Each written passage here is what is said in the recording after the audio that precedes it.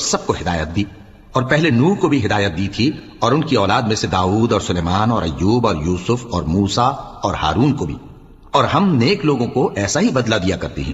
اور زکریا اور یحییٰ اور عیسیٰ اور الیاس کو بھی، یہ سب نیکوکار تھے، اور اسماعیل اور الیسع اور یونس اور لوط کو بھی، اور ان سب کو دنیا جہاں کے لوگوں پر فضیلت بخشی تھی، اور بعض کو ان کے باپ دادوں اور اولاد اور بھائیوں میں سے بھی، اور ان کو برگزیدہ بھی کیا تھا اور سیدھا رستہ بھی دکھایا تھا۔ یہ اللہ کی ہدایت ہے، اس پر اپنے بندوں میں سے جسے چاہے چلائے۔